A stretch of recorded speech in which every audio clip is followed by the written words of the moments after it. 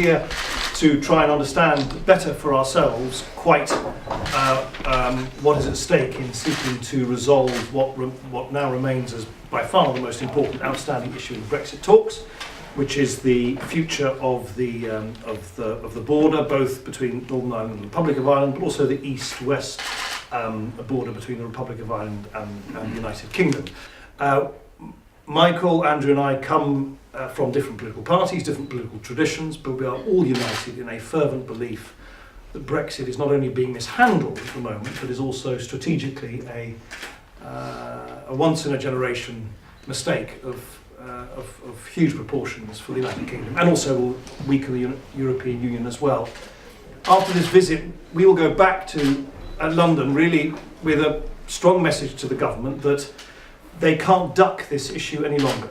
They can't avoid confronting the consequence of their own contradictions any longer. I see this issue of Brexit leaving unanswered the questions of the border and its many potential forms. But behind that, I see the process of bringing peace to Ireland, which has had such an extraordinary beneficial transformation. And I'm extremely worried that the issue of the border is simply being kicked down the time zone. Nobody has a serious answer to the questions. Nobody has a solution that stands up to any sort of examination. And therefore the easy thing for politicians is to have a few phrases and say, yes, we'll sort that tomorrow. But the tomorrow is running out of time. And so I am preoccupied that what we're doing, little by little, is moving towards the reintroduction of borders. And I know that whatever the politicians say, borders need to be policed. And I know that the only way you can police borders in a modern society is with armed policemen. I think that would be a tragedy beyond price for Ireland and for the United Kingdom. And yet the issue is being ducked, avoided, put off. This is unacceptable. Brexit is not a done deal.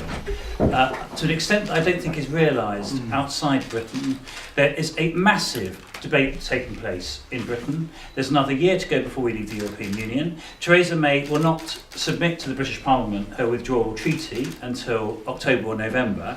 There will then be a political crisis in Britain when she submits that and people realise what the cost of Brexit is going to be.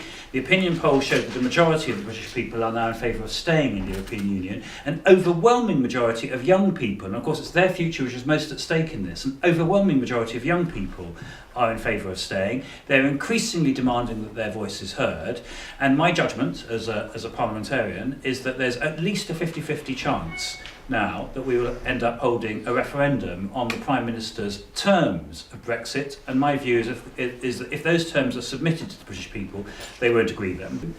The Achilles heel of Brexit is the border in Ireland, because everyone says that it would be disastrous to reimpose a border in Ireland, but none of the people in favour of Brexit have an answer to the question of how you can have completely free trade and movement of people and goods between the Republic of Ireland and Northern Ireland and not have a border.